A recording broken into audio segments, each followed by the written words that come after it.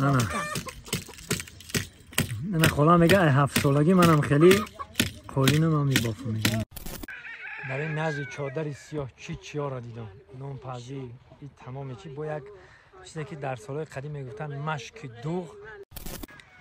نه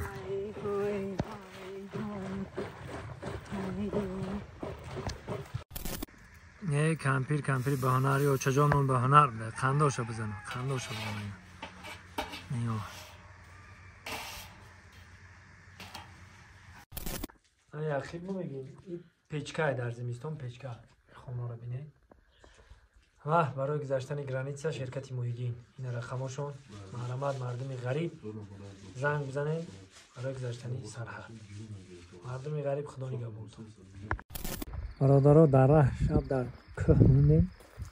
همه حافظه بود کو اگر دیده باشه در استرامون همه حافظه مون زنگ زدن اینجا را گرفته یه چادر چقدر چادره سیاه چادر قشقایی اینو نه سیاه چادر باسری بهش باسری بسم الله الرحمن الرحیم. خیلی مخلصم شرمنده موضوع شدی گفتگوات بفهمید انا که اینجا ما ایشم هم اینجا دیم خلاصه اگر این چادر رو بینیم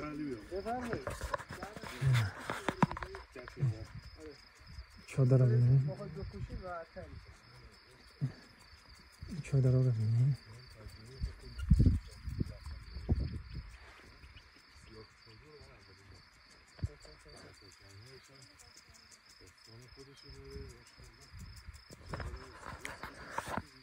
دیدیم برادر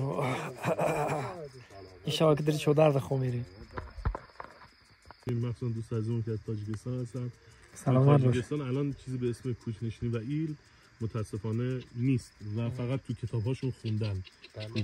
یه توضیح بیشتر بدید در رابطه با این ایل، خدمتش، اصالتش. این ایل از بازماندگان هخامنشی‌ها هستن، از پاسارگادی‌ها هستن.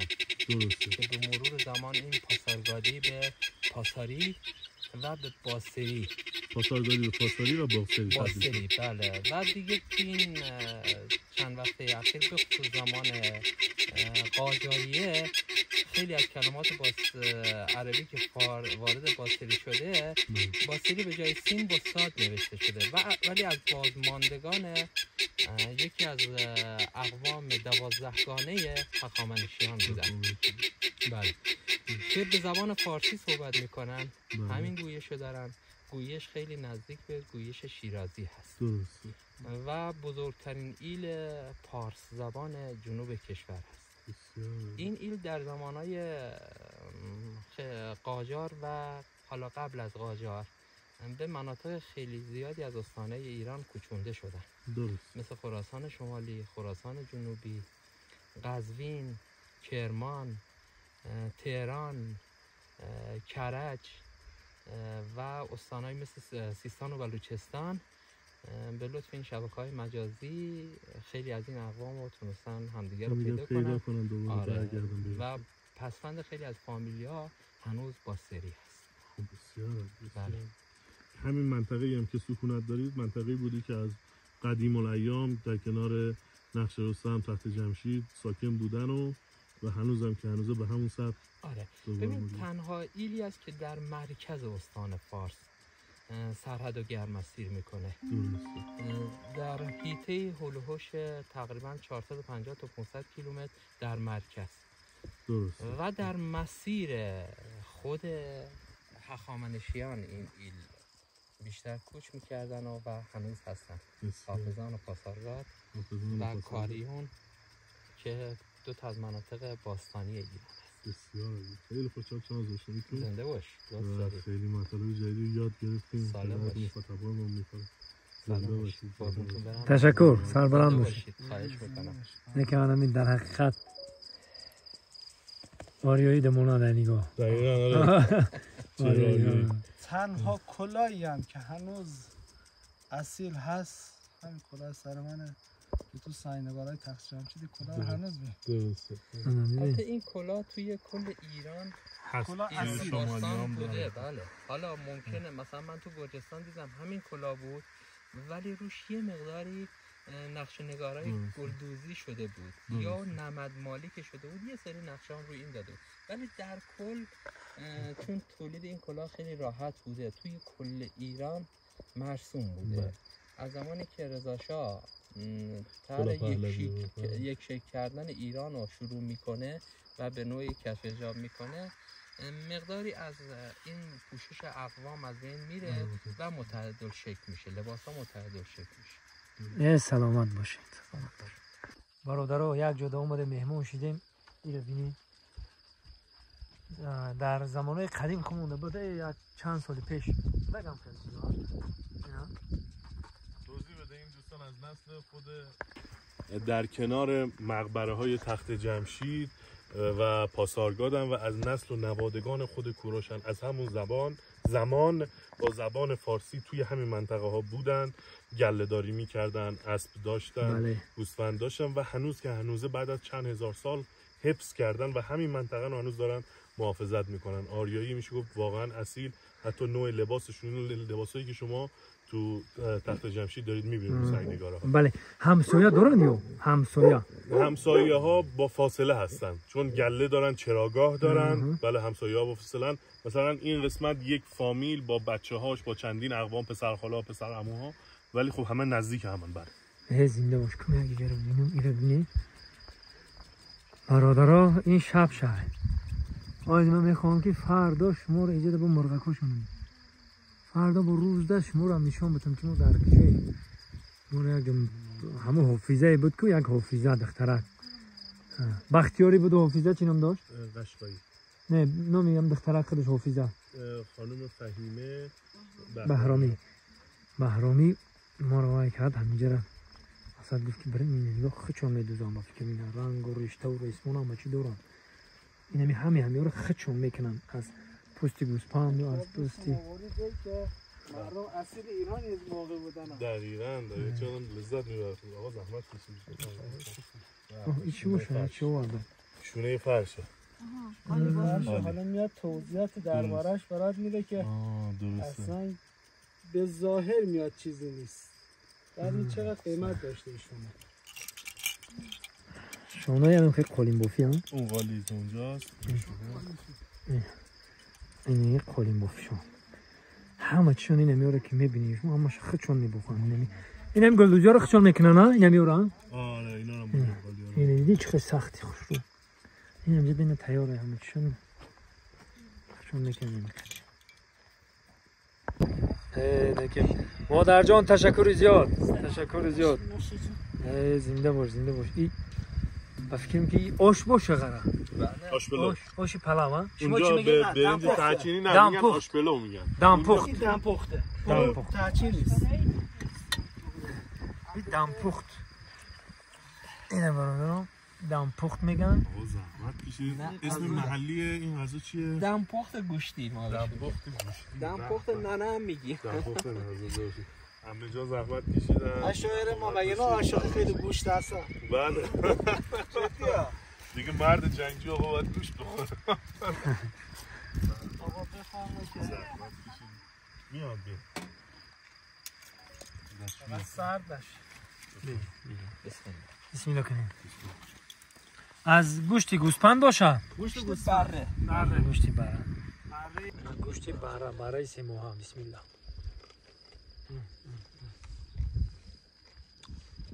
آقا شما خودتون هم بفرمایید.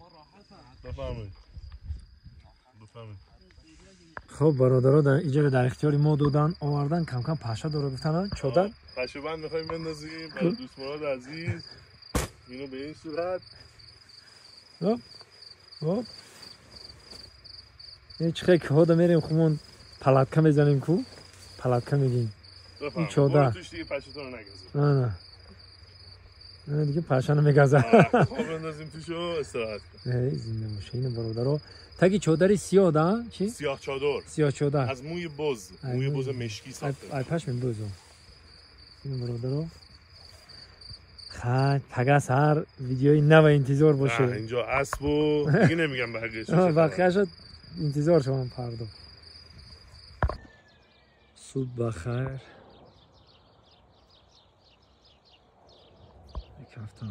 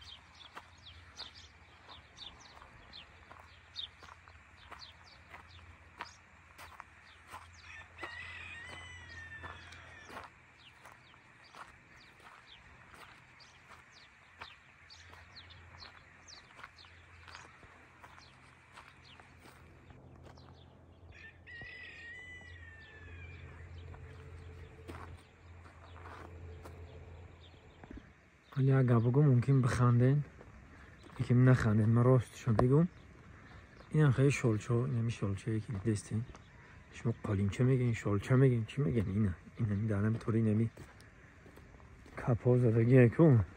این هم خیلی شلچه، این هم تا وقتی ما رو بود ما این همی 5-6 بدیم بدد در خونه خدراتی موما هم بود، این همی بنده هم بود، این بنده پشمی هم بود.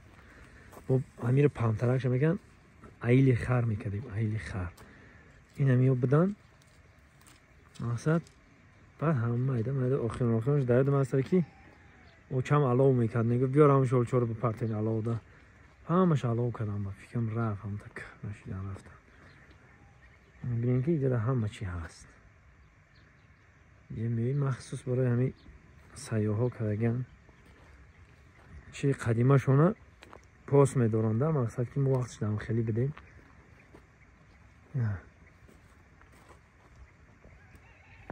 حالا ما از خواب خستیم. من این مادر رو میخواه که نام بپزن. های برای کلام مونده نباشین. سلام باش. انا که نام میپزن. بشینی. مادرم به سحر برای خوراکی صبح مادر نام میپزن. بسم الله.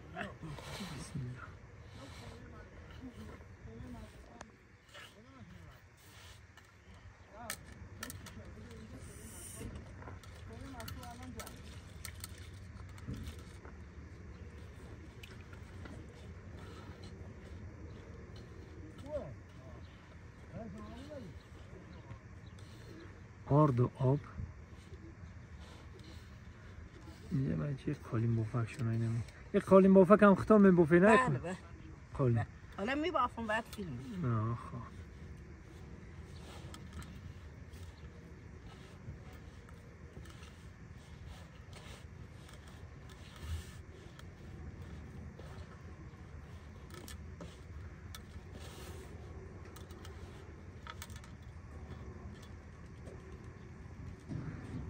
یه مطال داریم که دگدان و پشت زنک و مشت.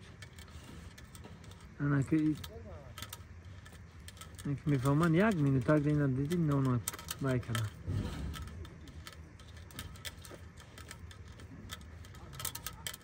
مشت میزنه یا مینوت دمیش دیدی.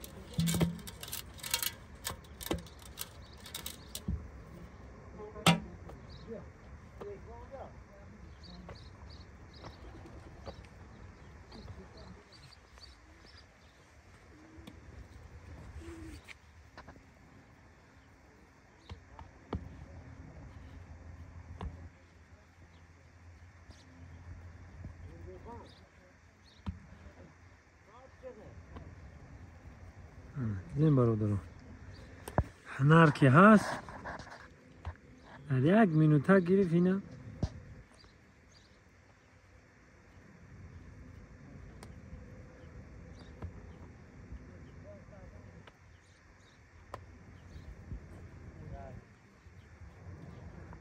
دخترک ها یاد بگیرین اینا یاد بگیرین آینده کدبانو میشین کیوانو میشین.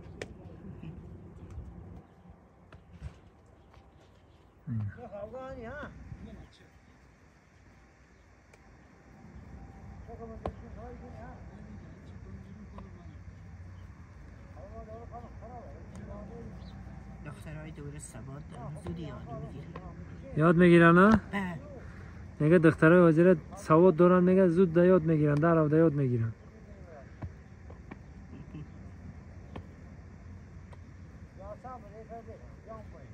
یعنی به دست علاقه میدونه که مقصد چند کردن نکن هر یک کدام شد با کف دستش حس میکنه که همین این وزبین ترکش سبک ترک همش یک خیل میکنه یک خیل شتینه همش زین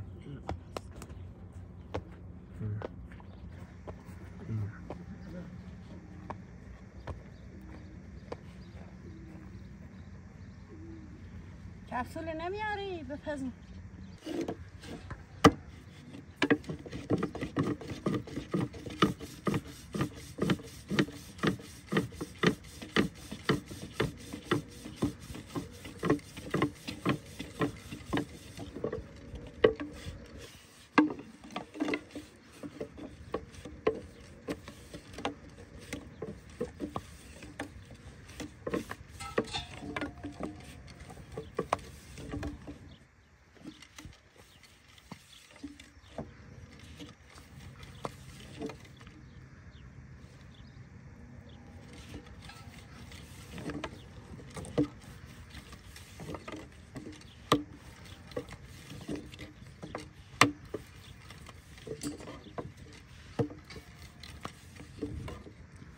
یه مرادو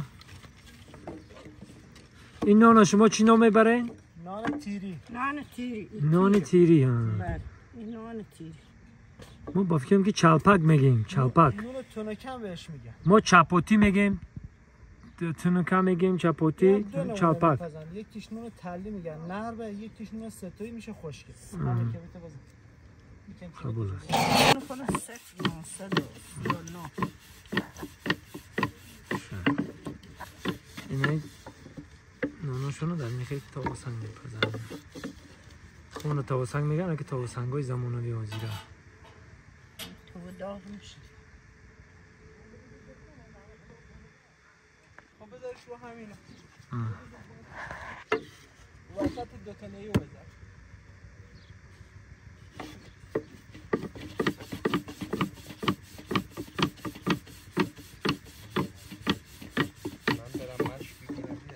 ها بیارش لیتا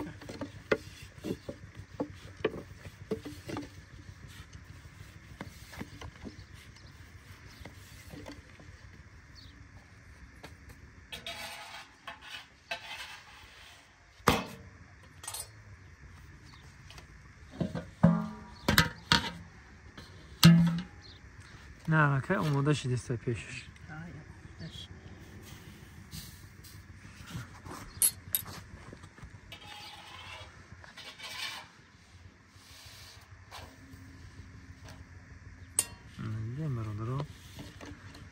مخصوصا آمدن نزدی ما دا پخته استیان که ببینیم مقصد چه خیلی کار و بار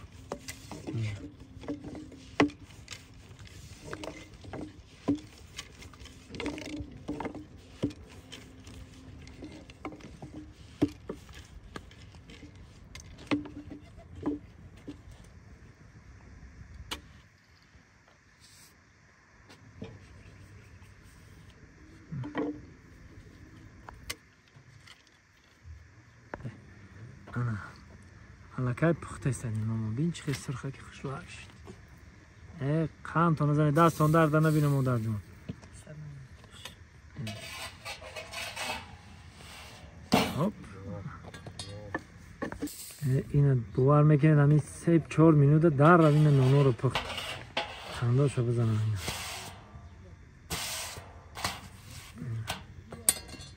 این نان چه سرخه که خوشوار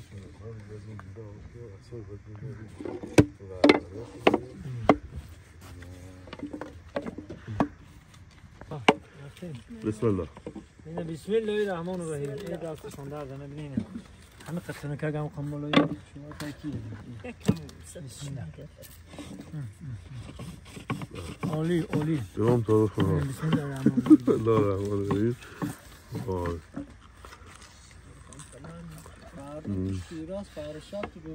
نه کمپیر بهاناری و چجانون بهانر خنداشو بزنه نیا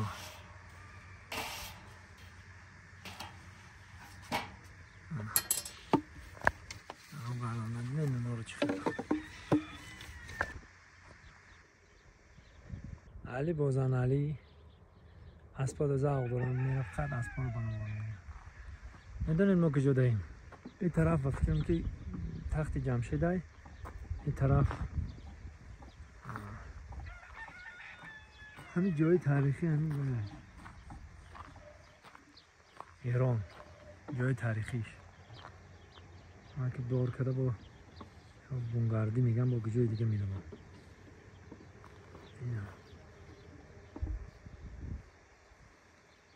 دیگه شله ولی صرف ترک و خواهی شل شدنش هم راحت این بستگی به این تنابی داره. این از چی درست شده؟ مو باز مو باز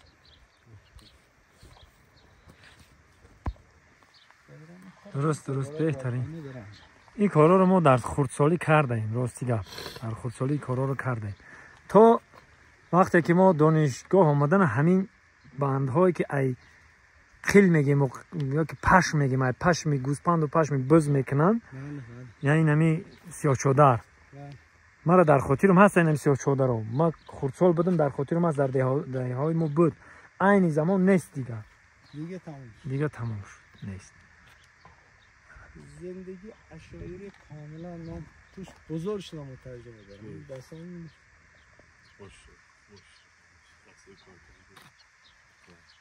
اون خلالا رو کنه خودم درست میکنم چوبه وصل برم میکنیم همه کار خودم نه دیگه نگاه دقیقا کار یه خیاطی دیدی اول سوزن تاگرد میزنه بعد میدوزه این دقیقا هم سیاره اینا سیاره شاید سوزن تاگرد امروزی از همینا درست شده سوزن تاگرد یه خیاط میزنه به یه چیزی بعد دوخت کامل میره روش شاید سوزن تاگرد هم از همین درست این شبکه که در طور سرتون موندین نه کلاه که در طور سرتون موندین برای چی گیرداشو محکم کردین برای دوربر گردن هم آفتاب نسوزونه آفتاب اینجا گرمی بده سوزونه خب دیگه یه چوپونی که تو همراه گوسفنده از صبح تا عصر نره آفتابه دائم در آفتابه درست است خداوند عمر دراز به تکل زندگی با یک گپ دیگه را ایا کمشینو خون برای شیرباز میگین کو یا برای مست میگفتن نه برای شیرمست زنده باشن بگی خوراک شما آوردن میگه یک برای شیرمست آوردن گفتم برای شیرباز ما میگیم هزار رحمت مینادور برادرم هزار رحمت زنده باش تشکر خداوند عشایره اسیر رو سیبیلشون آقای اساس نه زنده باش قربون زنده باش ای مادر جان نونبا برای ما صبحانه آوردن تخم و ایشم وقتی ما ایتخ تر میشه تخلپک میگیم خمون کو مادر جان دستا درد نبینه هزار رحمت نکنه نوش جانتون زنده باش مثل فرزند ما زنده باش چونه رو میذاره و هم دیگه با هم پهن میکنه نون یه مقداری ضخیم‌تر میشه و خوشمزه تر درسته که توی حال تمام اقوام ایرانی تقریبا این نون پخته میشه آره به خصوص تو عشایر ایران بیشتر رواج داره که حالا از نون گندم سبوسدار هم معمولا استفاده میکنه برای نزد چادر سیاه چیا را دیدم نون پزی این تمام چی با یک چیزی که در سالهای قدیم میگفتن مشک دوغ اینا که مشک دوغ نه بزن میکشن میگن یا که گوسپند میکشن میگن مشکک پسکو این است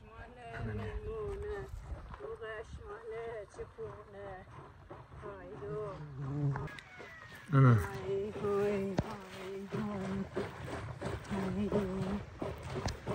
راجی به این مشک ما شما کم ترک صحبت کنیم یا پوستی گوسپنده پوست میکنن هم خیلی میکنن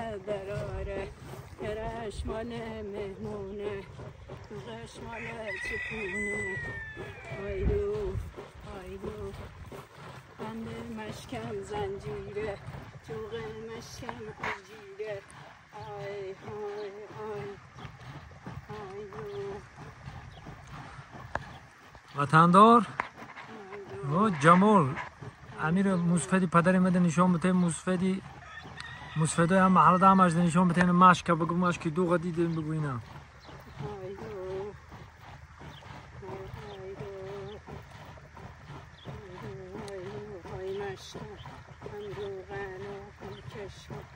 مشک جونی زیدی باش گله اون سر قاش مشعلینه بدوشم بدم مخمل بپوشم هایدو هایدو های های یه ذره بزنم بعد هایدو های هایدو های مشکم نوغم کشکم مشک جونی زیدی باش گله اون سر قاش مشعلینه بدوشم بدم مخمل بپوشم های هایدو های هایدو دوغه دوغه ملاره صد من چه دراره کرش مال مهمونه دوغش مال چپونه هایدو هایدو های هایدو بنده مشکم زنجیره دوغه مشکم زنجیره هایدو های هایدو های های های هایدو هایدو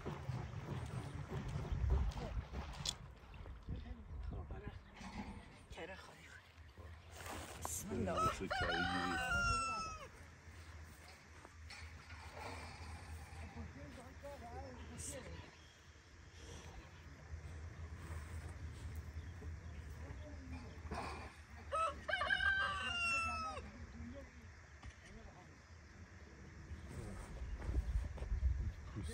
کاملا طبیعی نرم شده است.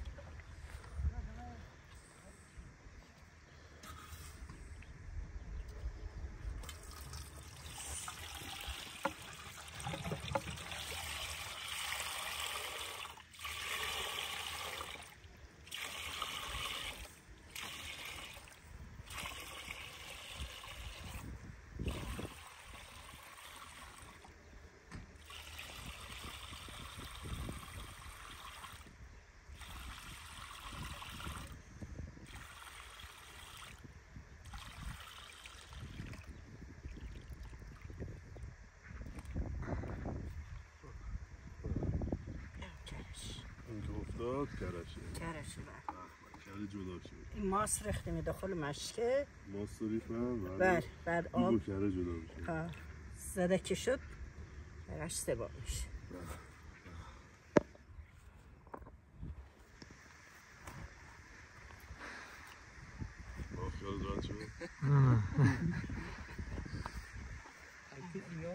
نه خود این مشک زدن هم یه که صبحانه دیگه آماده باشه. حالا صبحانه ببین دمای خود خب مسکه میگن که مسکی اوچگی اگه گرم بشه درسته کره جمع نمیشه، کره از هم میپاشه. درسته. اگه سردم بشه خوب کرو چی نمیشه، خوب کرو و دوغ تفکیک نمیشه. خب پس باید یه دمای چی داشته باشه. اگه سرد بشه یه مقدار آب گرم بشه اضافه میکنن، اگه گرم بشه یه مقدار آب سرد اضافه میکنن که دمای این باید دمای متعادل بشه. دمای دوغ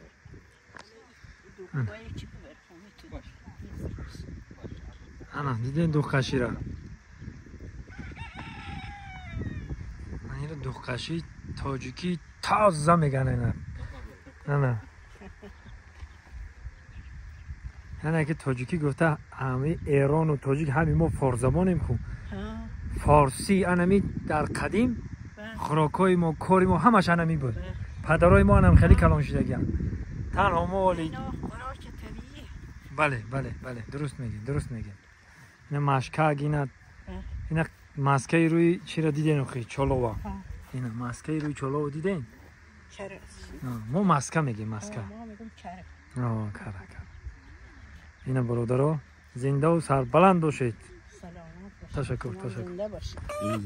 ای هزار احمد مادری پرهنرم هزار احمد کش با انکه کاری هر روزش سر کرد همه روزه کارش نمیاد قالین بافی نمی قالینا رو همشه خودشون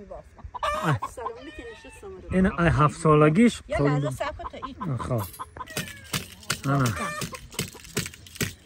نه خاله میگه 7 سالگی منم خیلی قالینم هم میبافم میگه 7 سالگی قالی باف این رنگای مختلف یکی از این شونا کوچیک برام به خاطر که دستم کوچیک بود لاغر بود میگرفت برام که دستم اذیت نشه. درست است. این هنری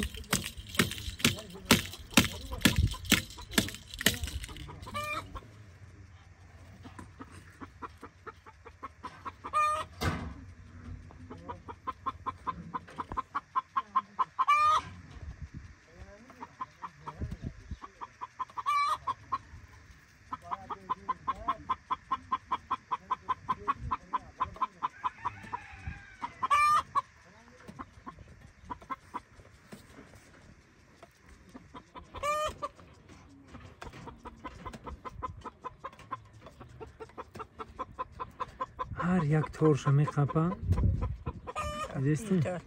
یک تال ور میداریم این از زیری هم ارو میپیچیمش.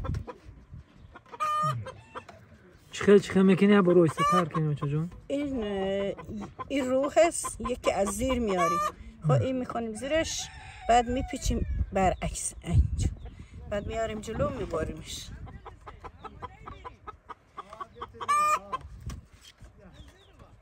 یه اشایی و همونه این همسایه آنا.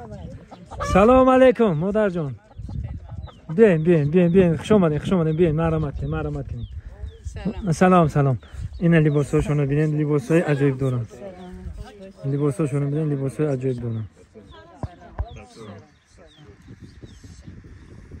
ببینید. این قالین بافی رو هم تماشا کردین دیدین. سلام. با پشم نگاه کنید چی میکنه. پشم گوسفنده کلن این رسمنا همش پشم گوسفنده. نه همش پشم گوسفنده. نه همش پشم گوسفنده. همین خیلی همش پشم تیار میکنن. رنگ و گیاهیه. اینش رشته را تیار میکنن. اینا رشته رنگ و رشته های مختلف میکنن. رنگ و گیاهیه. بله.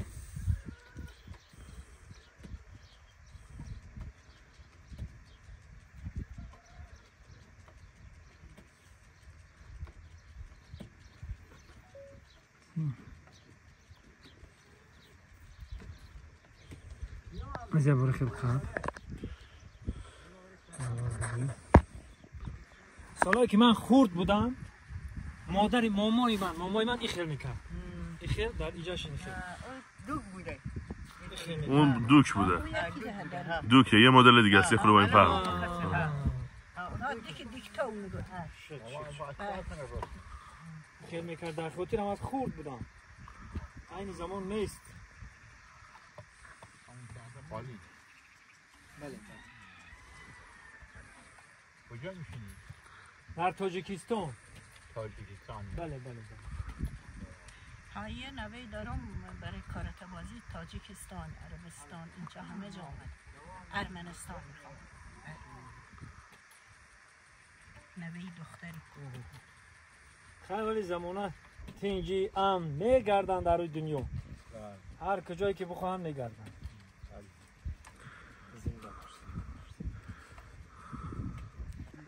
این لباسایی که در بر دارن در تنشون پوشیدن پیراهنا. بله اینا همیشه. همه وقت در بر همین خیلی لباس میپوشین نه؟ بله. از کودکی تا به الان همیشه. بله از کودکی تا حالا. نمونه جمعی اینا میکنی برمون ازش میگن الخلق همون کردینی که آقای دانشمند دیشب میگن. درسته. ما بهش میگن الخلق. درسته. زنده باشن. و یک چیز دیگر رو پرسان کنم من بخشیش. بله. وقتی که اینجا سفید اینجا سفید. سفید بزن. وقتی سفید. بله. با سفید میزنی ها؟ بله. الان سفید میزنه بله. این هر یک کدامش الهیده میزنه. این بعد سبز میزنم حالا رو سفید و نگاه میبینی؟ الان درست است. سفید او دفعه زدم حالا باید سبزونو بزنم. هر یک کدامش با دقت میکنی که هر کدامش ها. ای بار این نقش بابا فی بره.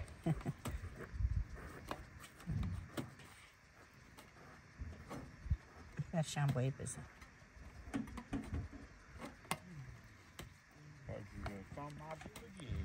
تاجیکستان بعد از افغانستان میشه تاجیکستان. بعد افغانستان.